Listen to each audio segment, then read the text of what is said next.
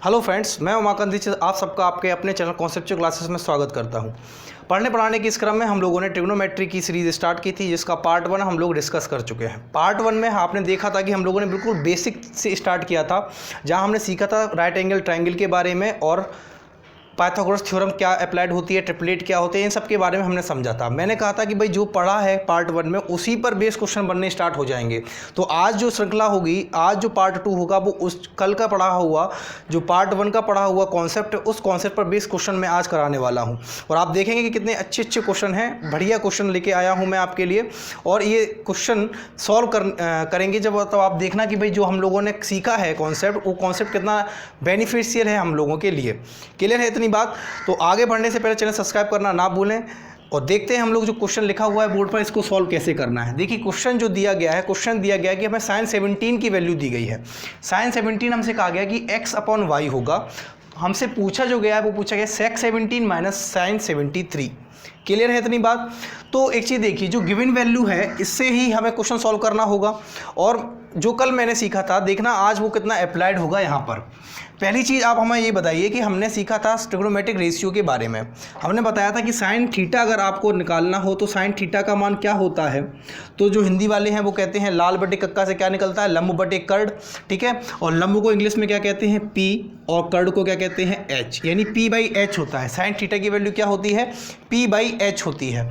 तो अब मैं एक राइट एंगल ट्राइंगल बनाने वाला हूँ। देखिए ज़रा, राइट एंगल ट्राइंगल यानी कि समकोण त्रिभुज, एक ऐसा ट्राइंगल जिसका एक एंगल 90 डिग्री होता है। तो इसका ये एंगल मैंने 90 डिग्री लिया है और ट्राइंगल का नाम मैंने दिया है ABC। क्लियर है इतनी बात? फिर मैंने कहा था जब इसका एक एंगल 90 डिग्री होता है और sum of all three angles in a triangle is equal to 180 degree, चूंकि त्रिभुज के तीनों कोणों का योग 180 डिग्री यानी 180 डिग्री होता है, इसलिए चूंकि एंगल भी 90 डिग्री है तो इन दोनों का सम कितना होगा, 90 डिग्री होगा। इन दोनों का सम कितना होगा, 90 डिग्री। मैंने कहा कि अगर ये एंगल मैं अपने हिसाब से 70 डिग्री मान लूँ, 17 डिग्री मान लूँ, क्योंकि क्वेश्चन में दिया गया है इसका मान 17 डिग्री का मान हमें दिया गया है, तो हमने अगर इसको 17 डिग्री माना है तो ये 90 माइनस 17 हो जाएगा 73 डिग्री। इतनी बात क्लियर है? यहाँ तक पहुँचने में कोई समस्या नहीं, क्योंकि ये सारी चीज़ें हम लोग कल पिछले वाले पार्ट में विस्तार से डिस्कस कर चुके हैं। बिल्कुल डिटेल में हमने समझा था कि भाई ये क्या चीज़ हो रही है। ठीक है, तो जो जिसने पहली वीडियो नहीं देखी है वो ज़रूर जाकर पहली वीडियो देखे और फिर इनको वीडियो को समझेगा आगे, तब उसको ये चीज़ें समझ में आएगी। ठीक है, पहली वीडियो ज़रूर देखें, तब यहाँ पर इस पार्ट को देखना स्टार्ट करें। देखिए अब यहाँ पे देखिए साइन 70 की अगर मैं बात करूँ तो साइन 70 का मान हमें दिया गया एक्स बटे वाई। क्या दिया गया, x/y, यानी x बटे वाई हमें दिया गया है। तो अगर मैं कहूँ x क्या होगा, x होगा p, क्योंकि साइन थीटा क्या होता है, p बाई एच होता है। p का मतलब लंब, तो लंब क्या होगा, एक चीज़ बताइए, अगर इस एंगल की बात करूं, इस एंगल के सामने वाली भुजा, सामने वाली साइड AB साइड है, तो AB साइड क्या होगी इस एंगल के लिए, परपेंडिकुलर यानी कि लंब होगी। तो लंब क्या हो गया, x हो गया। क्लियर है इतनी बात? और बेस की बात करूं तो बेस होता है BC तो हमें दिया नहीं गया है, H दिया गया है, यानी कि हाइपोटेनियस दिया गया है। हाइपोटेनियस कितना है, y। तो हमें दो वैल्यू तो मिल गई हैं जो कि क्वेश्चन से मिली हैं, जो कि क्वेश्चन में दी गई थी कि भाई हमें बेस हमें मिल गया है परपेंडिकुलर और हमें मिल गया है हाइपोटेनियस। अभी हमें क्या नहीं मिला है, अभी हमें नहीं मिला है बेस। तो बेस कैसे मिलेगा, तो मैंने बताया था कि अगर राइट एंगल ट्राइंगल है तो राइट एंगल ट्राइंगल क्या फॉलो करता है, पाइथागोरस थ्योरम को सेटिस्फाई करेगा। तो पाइथागोरस थ्योरम अगर मैं यहाँ पे लगाऊँ तो पाइथागोरस थ्योरम होती क्या है, पाइथागोरस थ्योरम होती है कर्ण का स्क्वायर बराबर आधार का स्क्वायर प्लस लंब का स्क्वायर, यानी कि hypotenuse square is equal to base square plus perpendicular square. Clear है इतनी बात? हाइपोटेनियस ट्राइंगल में क्या दिया गया है, AC दिया गया है, यानी कि AC साइड दी गई है, AC स्क्वायर बराबर बेस क्या है, BC स्क्वायर है, प्लस परपेंडिकुलर क्या है, AB स्क्वायर है। इतनी बात क्लियर थी? अब हमें बताइए यहाँ पे फ्रेंड्स, यहाँ पे हमें निकालना क्या है, BC निकालना है। तो अगर BC निकालना है तो इस BC को मैं एक तरफ रखता हूँ, इस AB स्क्वायर को मैं यहाँ लेके आता हूँ, तो ये होगा AC square minus AB square बराबर BC स्क्वायर।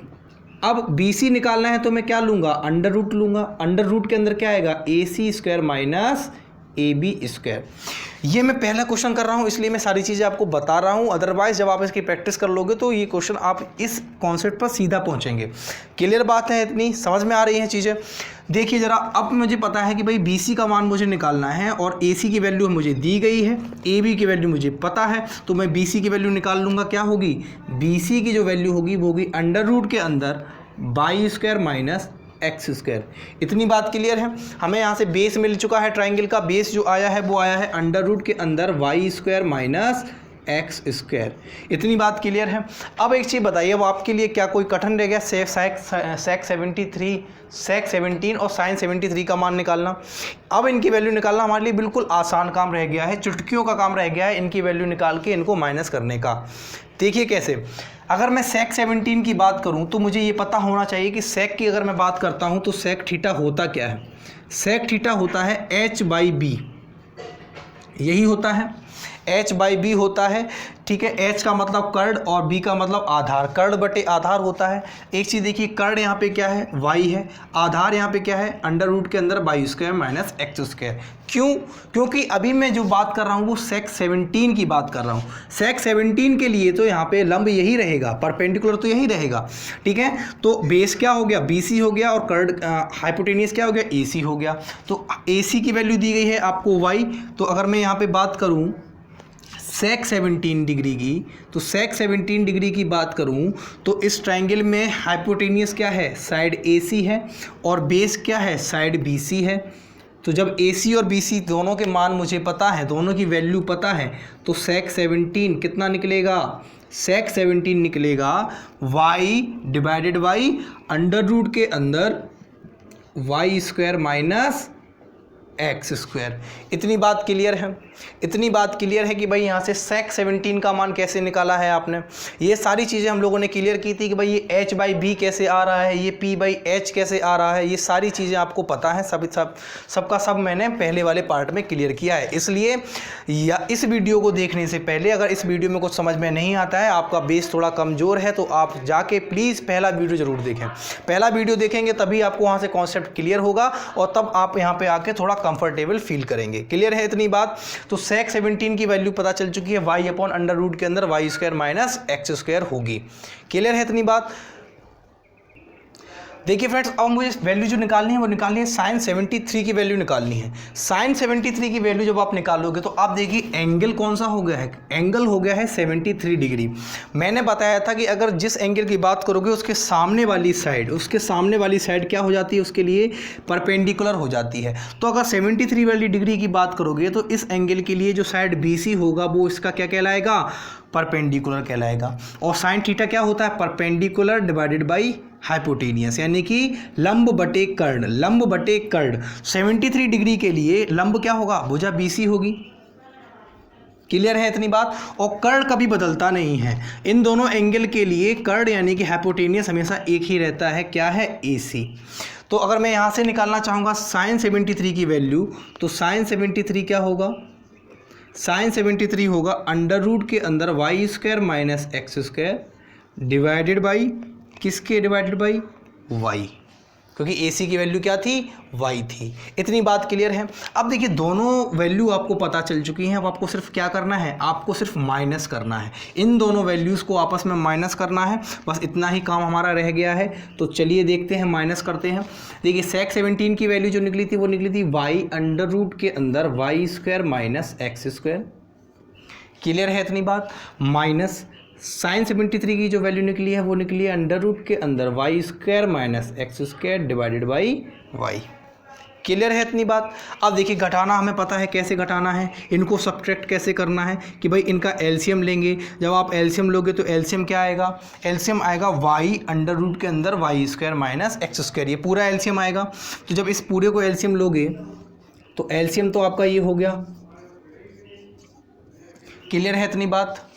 क्लियर है इतनी बात? एलसीएम तो इतना हो जाएगा।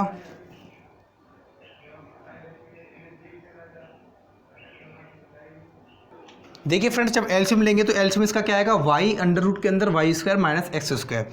अब यहाँ पे देखिए, यहाँ under root Y square minus X square तो है, वाई नहीं है, तो ऊपर क्या हो जाएगा? वाई स्क्वायर हो जाएगा माइनस, यहाँ से देखिए अंडर रूट हट जाएगा और जब माइनस का अंदर आप गुना करोगे तो ये प्लस एक्स स्क्वायर हो जाएगा, तो वाई स्क्वायर से वाई स्क्वायर कट जाएगा। हमारा आंसर क्या आ रहा है, आपको क्लियर दिख रहा है कि यहाँ से आंसर क्या निकल रहा है, एक्स स्क्वायर बटे वाई इंटू अंडर रूट के अंदर Y square minus X square. क्या आंसर आ रहा है, X square divided by Y into under root के अंदर Y square minus X square. यही हमारा क्या होगा, यही हमारा आंसर होगा इस क्वेश्चन का।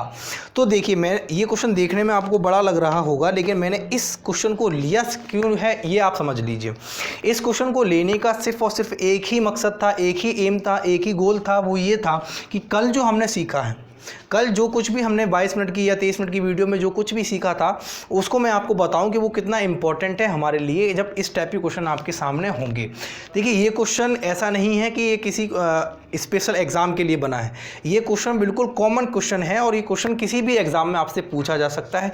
वो भी आप समझ रहे होंगे क्यों, उसके पीछे का रीज़न सिर्फ और सिर्फ एक है कि भाई ये जो बना है क्वेश्चन वो सिर्फ और सिर्फ बेसिक कॉन्सेप्ट पर बना है, ट्रिग्नोमेट्री के बेसिक कॉन्सेप्ट पर ये क्वेश्चन बना है। इसलिए ऐसे क्वेश्चन पूछने का चांस हर एग्ज़ाम में उतना ही होता है जितना कि आप ये मान के चलते हो कि ये किसी एक क्वेश्चन के लिए बना है या किसी एक पेपर के लिए बना है।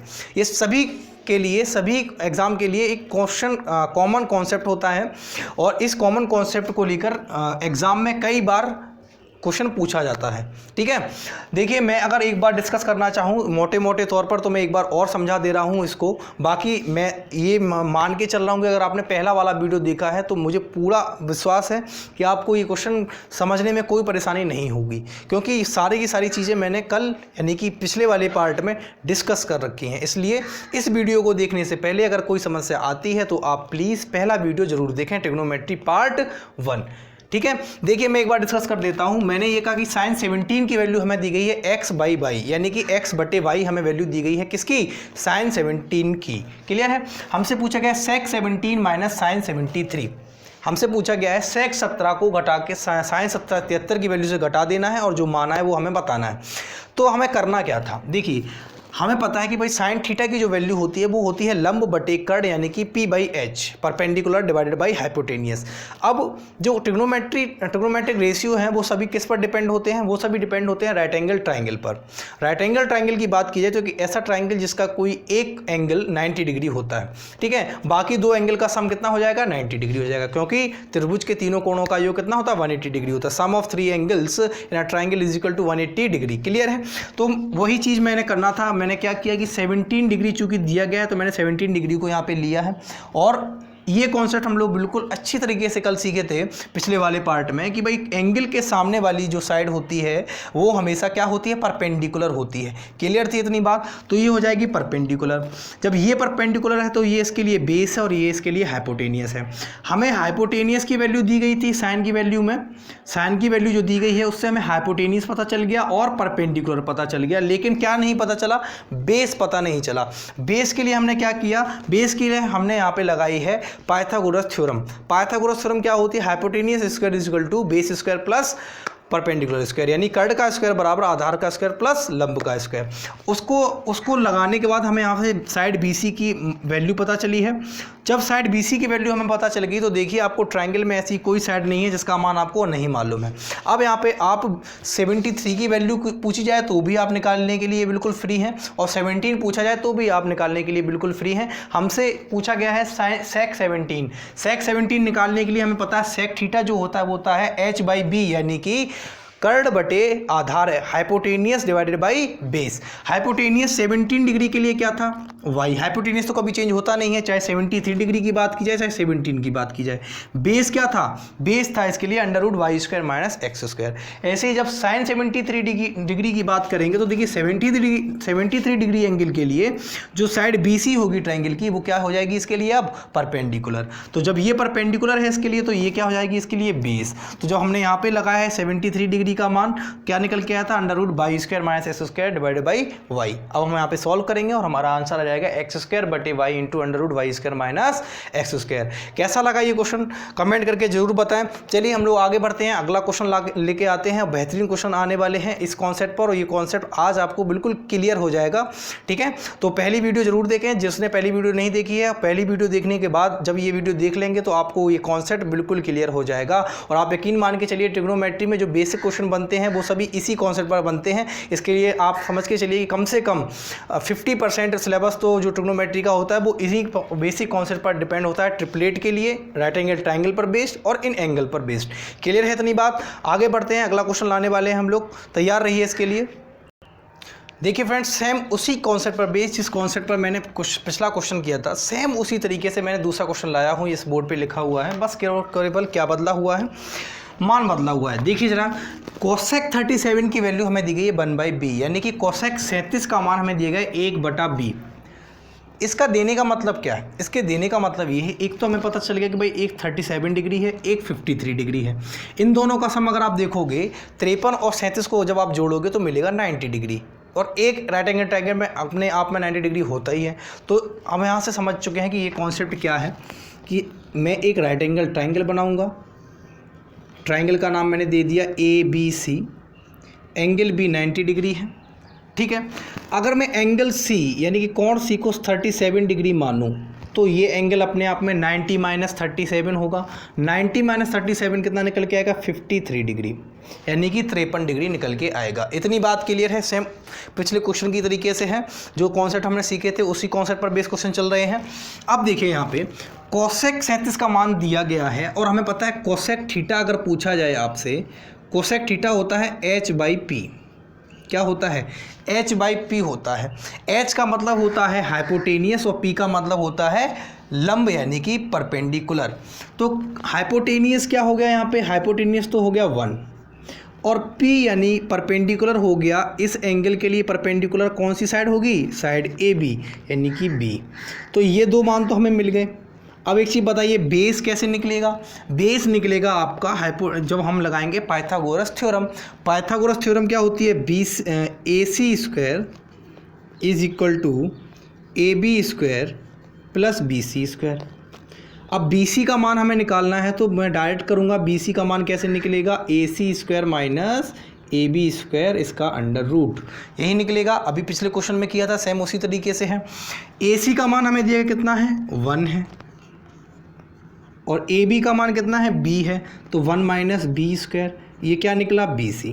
यानी बेस हमें मिल चुका है इस ट्रायंगल का, कि इस ट्रायंगल का बेस यानी कि साइड BC कितनी दी गई है? √ के अंदर 1 - B²। √ के अंदर 1 - B², ये हमें क्या दिया गया है? ये हमें BC साइड मिल गई है। अब देखिए, अब आपसे अगर 53 डिग्री पूछा जाए तो भी आप मान निकाल सकते हो, वैल्यू निकाल सकते हो। 37 डिग्री के लिए पूछा जाए तो भी आप वैल्यू निकाल सकते हो। हमें कहा गया है साइन 53 डिग्री, तो सबसे पहले हमें पता है साइन थीटा होता क्या है। साइन थीटा होता है P/H। साइन थीटा क्या होता है? P/H, यानी कि perpendicular divided by hypotenuse. Perpendicular देखा जाए 37 डिग्री के लिए, यहाँ पे 53 डिग्री दिया गया है। चलिए 53 डिग्री के लिए देखते हैं। 53 डिग्री एंगल के लिए परपेंडिकुलर होता है BC। तो अगर साइन 53 डिग्री की बात की जाए तो साइन 53 डिग्री होगा, BC हो गया परपेंडिकुलर, और हाइपोटेनियस का मान तो वही रहता है AC, यानी BC/AC। BC का मान कितना दिया गया है? BC का मान अभी हमने निकाला था, √ के अंदर 1 - B² होगा, और AC का मान कितना है? 1। क्लियर है? ऐसे ही अब हमसे कहा गया tan 37 की बात करेंगे तो सबसे पहले पता होना चाहिए tan थीटा होता क्या है। tan थीटा होता है perpendicular divided by base. Perpendicular divided by base, यही होता है। अब परपेंडिकुलर का मतलब हुआ लंब, और 37 डिग्री के लिए लंब क्या होगा? 37 डिग्री के लिए जो लंब होगा, जो परपेंडिकुलर होगा, वो होगी साइड AB, और बेस क्या होगी? BC। AB क्या दिया गया है? B, और बेस क्या दी गई अंडर रूट के अंदर 1 माइनस बी स्क्वायर। तो आपको ये चीज़ में कन्फ्यूज़न नहीं होनी चाहिए कि भाई कभी तो लंब ये बन रहा है, कभी लंब ये बन रहा है, आखिर कैसे, कि भाई परपेंडिकुलर बदल क्यों रहा है। तो मैंने कल आपको सारी की सारी चीज़ें पिछले वाले पार्ट में बता रखी हैं कि एंगल पर डिपेंड करता है लंब का होना, कि भाई जिस एंगल की बात करोगे उसके सामने वाली साइड जो होती है ट्राइंगल की वो उसकी क्या कहलाती है, लंब यानी कि परपेंडिकुलर कहलाती है। तो जब मैं 37 डिग्री की बात कर रहा हूँ तो इसके लिए सामने वाली साइड ए बी है, यानी ए बी लंब हो जाएगी इसके लिए। और 53 की बात करूँगा तो उसके लिए बी सी साइड क्या हो जाएगी, परपेंडिकुलर यानी कि लंब बन जाएगी। तो ये चीज़ समझ में आ रही है कि भाई लंब क्यों बदल रहा है, इसके पीछे का रीज़न क्या है। इसलिए कह रहा हूँ कि जिसको ये वीडियो नहीं समझ में आ रही है, थोड़ा सा अनकंफर्टेबल फील कर रहा है, तो प्लीज़ अगर पहली वीडियो देखें। पहली वीडियो जब आपकी क्लियर होगी, बेसिक कॉन्सेप्ट क्लियर होंगे, तभी आपको यहाँ पे पढ़ने में बहुत मज़ा आएगा और आपको एक एक चीज़ बिल्कुल क्रिस्टल क्लियर होती चली जाएगी। क्लियर है इतनी बात। देखिए अब हमें दोनों मान मिल चुके हैं, हमें करना क्या है, दोनों को ऐड करना है, बस इतना ही काम हमारा रह गया है। दोनों को हमें जोड़ देना है। तो जोड़ने के लिए बताइए हमें क्या करना है, दोनों मान तो मिल चुके हैं, जोड़ना ही तो रह गया है। साइन 53 की बात करूँ तो ये है अंडर रूट के अंदर 1 माइनस बी स्क्वायर प्लस, और इसकी बात करूं तो यह b अपॉन अंडर रूट के अंदर 1 माइनस बी स्क्वायर। ऐड करेंगे तो देखो एलसीएम क्या आएगा, अंडर रूट के अंदर 1 माइनस बी स्क्वायर आएगा एलसीएम। क्लियर है इतनी बात। यहाँ देखो अंडर रूट हट जाएगा, ये आएगा 1 minus B square plus B. तो ये क्या आ चुका है आंसर, आंसर हमारा आ चुका है 1 minus B square plus B divided by under root 1 minus B square. Clear है इतनी बात, क्लियर है इतनी बात, समझ में आ रही हैं चीज़ें, मज़ा आ रहा है पढ़ने के। तो देखिए ज़रा यहाँ इस क्वेश्चन को मैं एक बार और डिस्कस कर देता हूँ। इस क्वेश्चन में है कुछ नहीं, सेम पिछले क्वेश्चन की तरीके से ये क्वेश्चन पूछा गया है हमसे। हमें कोसेक थीटा की वैल्यू पता होती है भाई, कोसेक थीटा जो होता है वो होता है एच बाई पी। क्या होता है, एच बाई पी। एच का मतलब होता है हाइपोटेनियस और पी का मतलब होता है परपेंडिकुलर, यानी कि हमें एक ट्राइंगल की दो साइड मिल चुकी हैं। यहाँ से क्या कि भाई कर्ड जो होगी वो 1 होगी और लंब यानी ए बी जो होगा बी होगा। ये ए बी लंब क्यों माना है मैंने, क्योंकि यहाँ पे मैंने एंगल 37 लिया है। 37 एंगल के लिए साइड ए बी क्या होगी, लंब होगी। इसमें कोई कन्फ्यूज़न नहीं होना चाहिए। बेस का मान हमें नहीं पता था, उसके लिए हमने लगाई पाइथागोरस थ्योरम। पाइथागोरस थ्योरम से बी सी का मान निकाला, जो निकल के आया under root 1 minus B square. अब साइन 53 की वैल्यू निकालनी है, तो साइन थीटा क्या होता है, साइन थीटा होता है पी बाई एच। 53 के लिए पी क्या होगा, बी सी होगा, और h क्या होगा, AC होगा, क्योंकि h तो बदलता नहीं है। तो under root 1 minus B square upon 1, ये तो हो गया किसका मान, साइन 53 का। और tan 37 निकालोगे तो 37 के लिए देखिए AB डिवाइडेड बाई BC, क्योंकि 37 के लिए लंब यानी परपेंडिकुलर क्या होता है, AB होता है और बेस क्या होता है, BC। तो AB divided by BC, AB था B और BC था under root 1 minus B square. इसको सॉल्व किया है, आंसर हमारा आ चुका है। यहाँ तक किसी को कोई समस्या हो तो कमेंट में ज़रूर बताएं।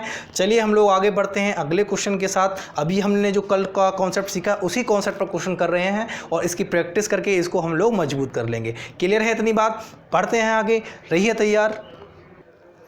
चलिए फ्रेंड्स देखते हैं इस क्वेश्चन को। ये क्वेश्चन भी सेम जो हमने पार्ट 1 में कॉन्सेप्ट सीखा है उसी कॉन्सेप्ट पर बेस्ड है। तो आपको ये पता चल रहा होगा कि भाई जो हमने सीखा है पार्ट 1 में वो हमारे लिए कितना इंपॉर्टेंट हो जाता है। देखिए ये जो क्वेश्चन दिया गया है, इस क्वेश्चन में साइन थीटा की वैल्यू हमें दी गई 3/5 यानी कि 3/5। क्लियर है इतनी बात। इस वैल्यू को देख के आपको क्या माइंड में आ रहा है, जैसे ही इस वैल्यू को आप देखोगे गिवन वैल्यू को, तो इन टाइप के क्वेश्चन में आपको दो वैल्यू पता चल जाएंगी ट्राइंगल की। क्लियर है, कोई भी ट्रिग्नोमेट्रिक रेशियो दिया जाए उसमें आपको ट्राइंगल की दो वैल्यू यहाँ पे पता चल जाती हैं। तो देखिए अगर मैं यहाँ पे ट्राइंगल बनाऊँ, एक राइट एंगल ट्राइंगल की बात करता हूँ, एक समकोण त्रिभुज की बात करता हूँ, इसका नाम मैंने ले लिया ABC, ये एंगल है 90 डिग्री। अगर मैं इस एंगल को थीटा मानूँ तो इस थीटा एंगल के लिए साइड AB क्या होगी, परपेंडिकुलर होगी, और BC क्या होगी, बेस होगी, और AC क्या होगी, हाइपोटेनियस होगी। साइन थीटा की बात करता हूँ तो होता है P/H। साइन थीटा चूँकि क्या होता है, चूँकि साइन थीटा का मान जो होता है वो होता है P/H। P/H का मतलब P होता है लंब और H होता है कर्ड। तो यहाँ पे P क्या हो गया, 3 हो गया, और H क्या हो गया, 5 हो गया। तो थीटा एंगल के लिए साइड AB लंब होती है तो इसका मान हो गया 3 और AC कितना हो गया, 5। अब एक चीज़ देखिए, हमने ट्रिपलेट की भी बात की थी आपसे। ट्रिपलेट क्या होता है, ट्रिपलेट होता है कि भाई त्रिभुज की ऐसी 3 भुजाएं जो पाइथागोरस थ्योरम को माने उन्हें हम ट्रिपलेट कहते हैं।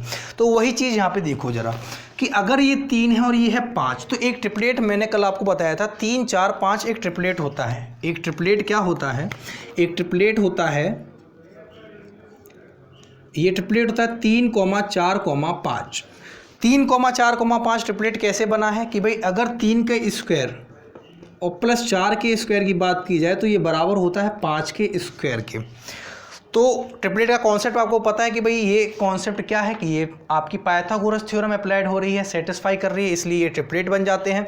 तो कर्ण 5 का स्क्वायर है और 3 का स्क्वायर ये दिया गया, तो ये अपने आप में साइड क्या हो जाएगी, ये अपने आप में साइड 4 हो जाएगी। कितनी हो जाएगी, 4 हो जाएगी, 4 हो जाएगी। अगर आपको ये नहीं समझ में आ रहा है तो आप जब आप इसमें यहाँ पे पाइथागोरस थ्योरम लगाओगे तब भी जाके ये BC कितना निकलेगा, 4 निकलेगा। तो इससे बेहतर है कि अगर ट्रिपलेट आपको मालूम है तो ये क्वेश्चन बिल्कुल आपको देखते ही आपको BC की मान पता चल जाएगा, ठीक है ना, देखते ही आपको BC पता चल जाएगा, क्योंकि अगर आपने ट्रिपलेट का कॉन्सेप्ट समझा है। क्लियर है इतनी बात? अदरवाइज तो आपको क्या लगाना पड़ जाएगा, पाइथागोरस थ्योरम लगानी पड़ जाएगी, जैसे हमने पिछले क्वेश्चन में लगाई थी। पिछले 2 क्वेश्चन में हमने यही काम किया था, इस क्वेश्चन में हमें उस काम से बच गए हैं। क्यों बच गए हैं? क्योंकि हमें यहाँ पे ट्रिपलेट पता है और ट्रिपलेट का ही क्वेश्चन ये बना हुआ है। अब एक चीज़ बताइए, tan थीटा की वैल्यू हमसे पूछी गई है, थीटा एंगल तो हमने यही माना है, और tan थीटा अपने आप में होता क्या है? tan थीटा की बात की जाए तो ये होता है अपने आप में P बाई B, यानी कि परपेंडिकुलर बटे क्या, बेस। परपेंडिकुलर की बात की जाए थीटा एंगल के लिए परपेंडिकुलर क्या है, थीटा एंगल के लिए परपेंडिकुलर है AB और बेस क्या है, BC। AB दिया गया है 3 और बेस किया गया है 4, यानी कि 3/4, यानी कि 3/4 यहाँ पे किसका माना है, tan थीटा का। साइन थीटा की वैल्यू 3/5 दी गई है। आपसे कोसेक थीटा पूछा जाए तो क्या होगा? कोसेक थीटा होता है जस्ट इसका अपोजिट, कोसेक थीटा होता है 1/sin थीटा। तो कोसेक थीटा होता है 1/sin थीटा, इसका मतलब कोसेक थीटा की वैल्यू क्या हो जाएगी, 5/3। चाहे तो आप कोसेक थीटा की वैल्यू लगा के जैसे हम मान निकालते हैं ट्रिग्नोमेट्रिक रेशियो का, वैसे भी निकाल सकते हैं, लेकिन यहाँ पे मैं आपको सिर्फ बता रहा हूँ कि चूंकि कोसेक थीटा और साइन थीटा के बीच में संबंध है, एक रिलेशन है, उस रिलेशन से भी हम इस क्वेश्चन को जल्दी से जल्दी कर सकते हैं। अभी तो मैं आपको यहाँ पे बता रहा हूँ, अदरवाइज मैं यहाँ पे डायरेक्ट मान यहाँ वैल्यू रख देता। क्लियर है इतनी बात? अब देखिए कॉट थीटा की बात की है तो ये tan थीटा का अपोजिट होता है। कॉट थीटा क्या होता है? कॉट थीटा जो होता है वो होता है 1/tan थीटा, यानी कि tan थीटा के मान को उलट दिया जाए तो हमें क्या मिल जाता है, कॉट थीटा मिल जाता है, यानी कि 4/3 क्या हो जाएगा, कॉट थीटा हो जाएगा। अब जरा देखिए क्वेश्चन में क्या कोई ऐसी वैल्यू रह गई है जो हमें नहीं पता है? बिल्कुल, क्या कॉस थीटा रह गया है जो अभी हमें नहीं पता है। कॉस थीटा की बात की जाए तो कॉस थीटा का मान क्या होता है, P/H होता है, सॉरी B/H होता है। कॉस थीटा जो होता है वो होता है B/H, यानी कि बेस और हाइपोटेनियस।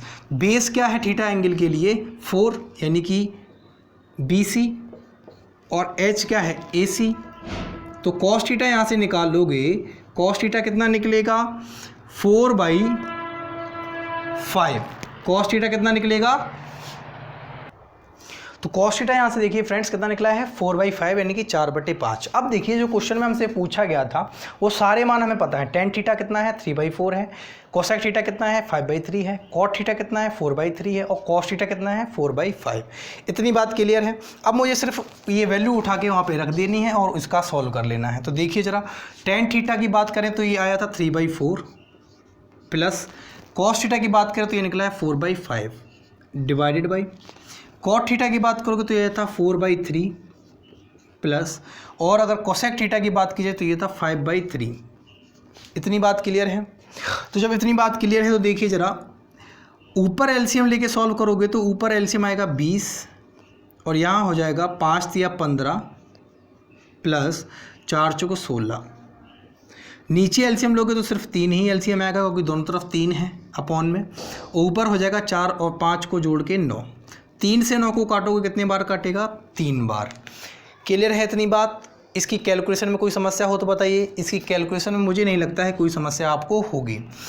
अब यहाँ पे देखिए 15 और 16 को जब आप ऐड करोगे तो ये होगा 31, ठीक है, 31 डिवाइडेड बाई 20, और ये जो 3 बचा था ये भी यहाँ पे बच गया है, तो आएगा कितना, 31 डिवाइडेड बाई 60, 31/60। 31/60 या 31 डिवाइडेड बाई 60, यही इसका आंसर होगा, यही इसका क्या होगा, आंसर होगा। क्लियर है इतनी बात? समझ में आ रही है ये चीज़ें? ठीक है। करने को तो उसके कई सारे ऑप्शन हो सकते हैं। आप इसको तोड़ सकते हो कि भाई sine theta upon cos theta, यहाँ पे भी cos theta upon sine theta और ये 1 अपॉन साइन थीटा। तो वहाँ से करोगे तो साइन थीटा की वैल्यू पता है, कोसेक थीटा की वैल्यू हमें पता चल जाएगी उल्टा करके, तो वहाँ से भी कर सकते हो। लेकिन चूंकि मैंने उस तरीके से नहीं किया, उसके पीछे का एक रीज़न है।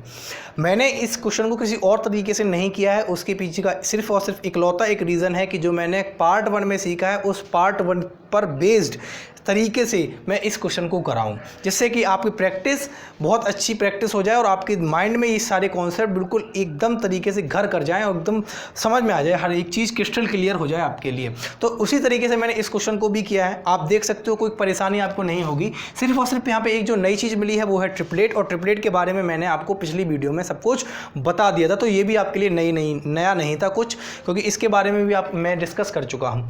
तो देख सकते हो आप यहाँ पे साइन थीटा की वैल्यू दी गई थी। साइन थीटा होता है p/h, यानी कि p परपेंडिकुलर हमें पता चल गया है, h हाइपोटेनियस हमें पता चल गया है। बेस की बात करेंगे तो चूंकि ट्रिपलेट था तो तीनों साइड मुझे पता होती हैं क्या होती हैं, तो बेस भी हमें पता चल गया। टेन थीटा मैंने निकाल लिया, कॉट थीटा निकाल लिया, कोसेक थीटा निकाल लिया, कॉस थीटा निकाल लिया, सभी के मान मैंने वहाँ पे पुट कर दिए और सॉल्व करके आंसर कितना आ गया 31 डिवाइड बाई 60 यानी 31/60 इसका आंसर हमारे सामने आ गया। क्लियर है इतनी बात? बढ़े आगे, चलिए बढ़ते हैं। चलिए फ्रेंड्स, अगला क्वेश्चन हम लोग देखते हैं और आज की डिस्कशन के लिए आखिरी क्वेश्चन है आज की वीडियो के लिए, ठीक है। इसके बाद हम लोग अगले पार्ट में अगले कॉन्सेप्ट को पढ़ेंगे। तो देखते हैं इस क्वेश्चन को, देखते हैं क्या है इस क्वेश्चन में। है तो वही कॉन्सेप्ट, लेकिन इसका एक बेसिक तरीका है। उस बेसिक तरीके से पहले मैं उस क्वेश्चन को कराऊंगा, फिर मैं बताऊंगा कि भाई उस बेसिक तरीके से ये ट्रिक निकली है। ये ट्रिक कैसे अप्लाइड होती है, लगाते तो सभी लोग हैं, लेकिन मैं बताऊंगा कि भाई क्यों ये अप्लाइड हो रही है और कहाँ ये फेल हो जाती है। क्लियर है इतनी बात? ये ट्रिक फेल भी होती है लेकिन लगाने में भी आसान है, इसलिए सब लोग उसको लगाते हैं, क्योंकि सबको पता, जिसको पता होगा कि ये फेल कहाँ हो रही है, क्या कॉन्सेप्ट है, वो मैं सारी चीज़ें आपको बताऊँगा। आप बस वीडियो में बने रहिए अंत तक। देखिए 5 tan थीटा की वैल्यू हमें दी गई है 4। हमसे कहा गया 5 tan थीटा इजिकल टू 4 है, तो मैं यहाँ से tan थीटा की वैल्यू निकालना चाहूँ तो होगी 4/5। अब tan थीटा होता अपने आप में क्या है, p/b होता है। p यानी कि ये p परपेंडिकुलर हो गया, b यानी कि ये बेस हो गया 5। तो अब मैं अगर एक राइट एंगल ट्राइंगल बनाना चाहूँ और वहाँ डिस्कस करना चाहूँ तो देखिए राइट एंगल ट्राइंगल, मैंने एक राइट एंगल ट्राइंगल बनाया ABC, और इस एंगल को मैंने अगर थीटा माना तो P हमें कितना हो गया, P हो गया हमारे लिए 4, क्योंकि थीटा के लिए P क्या होगा, साइड AB होगी, और B हो गया है 5। तो क्या मैं इस AC को 3 कर दूं? क्या मैं इस AC को 3 कर दूं? नहीं, गलत हो जाएगा। देखिए इस क्वेश्चन को बनाने का एग्जामिनर का एक तरीका और एक माइंड में ये विचार भी रहा था कि भाई 4/5 को देखकर बच्चे जो ट्रिपलेट याद कर लेते हैं कहीं उस ट्रिपलेट में ना फंस जाएं, क्योंकि अगर आपने 3, 4, 5 का ट्रिपलेट याद किया है, 3, 4, 5 का ट्रिपलेट आपको याद है या आपको पता है, तो होगा क्या कि आप जैसे ही 4, 5 देखेंगे आप यहाँ पे 3 कर देंगे। ऐसा तो हो नहीं सकता है, क्योंकि आपको भी पता है कि भाई एक राइट एंगल ट्राइंगल में जो हाइपोटेनियस होती है वो सबसे बड़ी साइड होती है उस ट्राइंगल की। तो 3 तो बड़ा है नहीं, सबसे बड़ा तो 5 है यहाँ पे। तो इसका मतलब क्या होगा कि भाई 4 और 5 से भी बड़ी होनी चाहिए AC, तो ये ट्रिपलेट तो है नहीं, यहाँ ट्रिपलेट अप्लाइड नहीं होगा। क्लियर है इतनी बात? तो ये सारी चीज़ें मैं आपको बता के चल रहा हूँ कि भाई क्या चीज़ ट्रिपलेट है, कैसे अप्लाइड करते हैं, कहाँ अप्लाइड होना है, कहाँ अप्लाइड नहीं होना है। क्लियर है इतनी बात? देखिए अब मैं यहाँ पे देखूँ, अगर मुझे यहाँ पे AC का मान निकालना है तो सिर्फ सिंपल और एक ही तरीका है। वो सिंपल तरीका क्या है कि हमें यहाँ पे पाइथागोरस थ्योरम लगानी पड़ेगी। जब आप यहाँ पे पाइथागोरस थ्योरम लगाओगे तो हमें पता है कि भाई AC का स्क्वायर यानी कि हाइपोटेनियस स्क्वायर किसके बराबर होता है, बेस यानी BC स्क्वायर प्लस लंब यानी परपेंडिकुलर AB स्क्वायर। तो AC का मान जो निकलेगा वो निकलेगा अंडर रूट के अंदर BC कितना था 5 का स्क्वायर यानी 25, और AB कितना था 4 का स्क्वायर यानी कि 16। तो जब 25 और 16 यानी कि 25 और 16 को ऐड करोगे तो ये होगा 41। तो AC का मान कितना निकलेगा अंडर रूट के अंदर 41, क्योंकि ये 41 किसी का स्क्वायर नहीं है, कोई स्क्वायर नंबर नहीं है, इसलिए ये अंडर रूट से बाहर भी नहीं आ सकता है। तो AC का मान कितना निकलेगा, √41 AC का मान निकलेगा। यानी यहाँ से हमें हाइपोटेनियस का मान मिल चुका है, कितना है √41। इतनी बात क्लियर है? इतनी बात क्लियर है तो देखिए जरा हम इसके आगे बढ़ते हैं कि अब हमें करना क्या है। अब हमें सिंपल करना है कि हमें साइन थीटा की वैल्यू निकाल लेनी है और कॉस थीटा की वैल्यू निकाल लेनी है, क्योंकि ट्राइंगल की तीनों साइड हमें पता चल चुकी हैं, तो हमें साइन थीटा कॉस थीटा निकालने में कोई समस्या नहीं है। देखिए साइन थीटा की वैल्यू जब आप निकालोगे तो साइन थीटा जो होगा वो होता क्या है, वो होता है p/h, और p यहाँ पे क्या है थीटा के लिए AB, और h यहाँ पे क्या है AC। तो जो साइन थीटा की वैल्यू निकलेगी, साइन थीटा की वैल्यू निकलेगी 4/√41। क्या निकलेगी? 4/√41 निकलेगी साइन थीटा की वैल्यू। यहाँ तक कोई समस्या नहीं होगी। देखिए ज़रा, अब कॉस थीटा की वैल्यू की बात की जाए तो कॉस थीटा अपने आप में क्या होता है? कॉस थीटा की वैल्यू की बात की जाए तो कॉस थीटा होता है अपने आप में b/h, यानी कि बेस अपॉन हाइपोटेनियस। बेस क्या है? BC है, और हाइपोटेनियस तो बदलता ही नहीं है, वो रहता है AC। तो कॉस थीटा की जो वैल्यू निकलेगी वो निकलेगी आपकी 5/√41, 5/√41, ये निकलेगा कॉस थीटा। अब देखिए दोनों मान आपको पता है, साइन थीटा की वैल्यू भी आपको मालूम पड़ गई है और कॉस थीटा की वैल्यू भी आपको मालूम पड़ गई है। अब इन दोनों वैल्यू को उठा के यहाँ पे हमें रख देना है और सॉल्व कर लेना है। कॉन्सेप्ट समझ में आ रहा है कि भाई क्या कॉन्सेप्ट लग रहा है यहाँ पे? बिल्कुल बेसिक तरीके से मैंने अभी इसको सॉल्व किया और ट्रिक भी बताऊंगा कि कैसे अप्लाइड होगी। बने रहिए वीडियो के अंत तक। देखिए जरा, साइन थीटा और कॉस थीटा की वैल्यू को अब मुझे बस यहाँ पे पुट करना है, तो मैं इन सभी को हटा देता हूँ। ठीक है, देखिए साइन थीटा की बात करूँ तो सबसे पहले मान रखता हूँ 5 इंटू साइन थीटा। क्या था? साइन थीटा था आपका p/h, p था 4, h था √41। तो आप ऐसे भी कर सकते हो, डायरेक्ट रख सकते हो। ये डायरेक्ट कब रखोगे आप? मैं सारी चीज़ें आपको बता दी हैं कि भाई कैसे निकलता है। डायरेक्ट कैसे रखना है वो भी मैं बता रहा हूँ। डायरेक्ट रखने आप कब सक्षम होंगे? जब आपको सारे कॉन्सेप्ट क्लियर हो जाएंगे। इसीलिए मैंने पहले सारे कॉन्सेप्ट आपको क्लियर किए हैं, मैंने बताया है कि भाई कैसे करना था। यहाँ पे देखिए कॉस थीटा की बात करें तो b/h होता है, b होता है आपका इसके लिए 5 और h है अंडर रूट के अंदर 41। अब यहाँ पे देखिए 5 इंटू 4/√41 प्लस 2 इंटू 5/√41। क्लियर है? साइन थीटा कॉस थीटा के जो मान अभी मैंने निकाले थे उनको मैंने यहाँ पे पुट कर दिया है। अब यहाँ पे देखिए इन दोनों का मल्टीप्लिकेशन कर देंगे, इन दोनों का मल्टीप्लिकेशन हो जाएगा, इन दोनों का मल्टीप्लिकेशन हो जाएगा और इन दोनों का मल्टीप्लिकेशन हो जाएगा। इसमें कोई समस्या आपको नहीं होनी चाहिए, तो मैं कर देता हूँ। देखिए ये हो जाएगा 20/√41 माइनस ये 15/√41 अपॉन ये 20/√41 और ये 10/√41। अब एक चीज़ देखिए, इसको सॉल्व करेंगे तो एलसीएम लेंगे, एलसीएम तो √41 ही आएगा ऊपर, और 20 में से 15 को माइनस करोगे तो कितना बचेगा? सिर्फ 5 बचेगा। ऐसे ही यहाँ पे करोगे तो √41 एलसीएम आएगा और 20 में 10 ऐड करोगे तो 30 हो जाएगा। √41 से √41 कैंसिल हो जाएगा, ये आएगा 5/30 और 5/30 काटोगे आपस में कट जाएंगे, आंसर आएगा 1/6। कितना आंसर आएगा? 1/6। कैलकुलेशन में कोई समस्या नहीं होनी चाहिए क्योंकि बिल्कुल मामूली सी कैलकुलेशन है, इतना कोई हाई फाई कैलकुलेशन भी नहीं है। सिर्फ मान को उठा के, वैल्यू को उठा के पुट किया है और उसके बाद हमने एलसीएम लेके इनको एडिशन और सब्ट्रैक्शन कर लिया है। एडिशन और सब्ट्रैक्शन करना भी हमारे लिए आसान था। कैसे था? क्योंकि भाई यहाँ पे समान हर की भिन्न है, यानी इनका जो हर है वो एक समान है, इसलिए अंश आपस में जुड़ जाएंगे अगर जोड़ने को बोला जाए और घट जाएंगे अगर घटाने को बोला जाए। क्लियर थी इतनी बात? अब एक चीज़ देखिए, यहाँ पे आपको मैं बताता हूँ कि भाई यहाँ पे शॉर्ट कैसे लगेगा और क्यों लग रहा है वो देखिए ज़रा। मैं अगर आपसे यहाँ पे बात करूँ कि इस √41 की क्या कोई यहाँ पे अहमियत थी, क्या कोई यहाँ पे इम्पोर्टेंस था √41 का? नहीं। क्यों नहीं था? क्योंकि √41 जाके एट लास्ट जाके क्या हो गया है? कट गया है। यानी √41 क्या निकला था? हाइपोटेनियस निकला था। यानी हाइपोटेनियस की वैल्यू का यहाँ पे कोई भी कॉन्सेप्ट या कोई भी वैल्यू इंपॉर्टेंस नहीं था। हाइपोटेनियस की वैल्यू का कोई इंपॉर्टेंस यहाँ पे नहीं था, क्योंकि जब आप यहाँ पे एलसीएम लेके जब इसको सॉल्व करोगे तो हाइपोटेनियस आपस में कैंसिल आउट हो जाएंगे। तो उसी से ये ट्रिक बनी है। उसी से क्या बना है?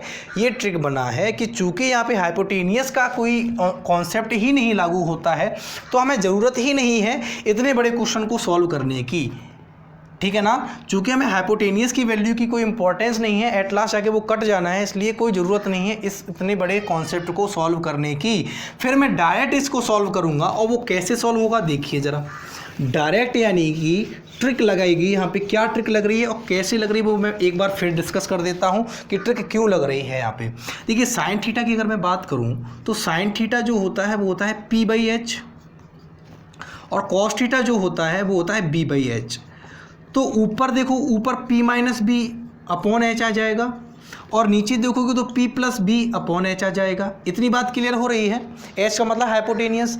तो देखिए एच का कोई इंपॉर्टेंस है ही नहीं, यही मैंने बताया है अभी। रूट 41 क्या था, एच ही तो था, हाइपोटेनियस ही तो था। तो एच के कोई वैल्यू का मान यहाँ पे कोई इंपॉर्टेंस है ही नहीं एच का। तो इसलिए ये कॉन्सेप्ट बना है कि हम ऐसे क्वेश्चन को कैसे सॉल्व करेंगे। तो उसके लिए ट्रिक क्या बनी है, देखिए जरा ट्रिक। उसके लिए ट्रिक आपके लिए ये बना है कि चूंकि यहाँ से टेन थीटा का मान मैं निकालूं तो निकला था 4/5। टेन थीटा अपने आप में क्या होता है, साइन थीटा बटे कॉस थीटा। टेन थीटा क्या होता है, साइन थीटा बटे कॉस थीटा। और ये बराबर किसके, 4/5 के। तो मैं अब यहाँ पे डायरेक्ट क्या मानूंगा, साइन थीटा की वैल्यू 4 और कॉस थीटा की वैल्यू 5 मान लूँगा। क्यों माना है, क्योंकि यहाँ पे हाइपोटेनियस की कोई भी वैल्यू का कोई भी इंपॉर्टेंस नहीं है, इसलिए मैं यहाँ पे साइन थीटा की वैल्यू डायरेक्ट 4 मानूंगा, कॉस थीटा की वैल्यू डायरेक्ट 5 मानूंगा। उठा के यहाँ पे रखूंगा तो देखिए 5 इंटू साइन थीटा 4 माना था तो 4 माइनस 3 इंटू कॉस थीटा 5 माना है तो 5 अपॉन 5 इंटू 4 प्लस 2 इंटू 5। तो देखिए ऊपर हो गया 20 माइनस 15, नीचे हो गया 20 प्लस 10, तो ये हो जाएगा 5/30 और इसको काटोगे तो डायरेक्ट मिलेगा 1/6।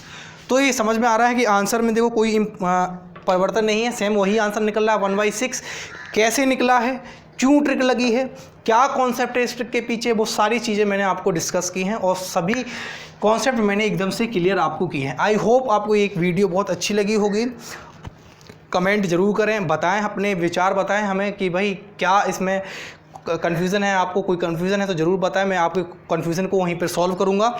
चलिए आज के लिए इतना ही रखते हैं, मिलते हैं फिर अगली वीडियो में एक नए ट्रिग्नोमेट्रिक कॉन्सेप्ट के साथ। धन्यवाद, आज के लिए इतना ही रखते हैं। जय हिंद दोस्तों, और चैनल सब्सक्राइब जरूर करें, चैनल सब्सक्राइब करना ना भूलें। आप सबके प्यार के लिए हम लोग यहाँ पे इकट्ठे हुए हैं, ठीक है। तो चलते हैं, मिलते हैं अगली वीडियो में। बाय बाय, जय हिंद दोस्तों।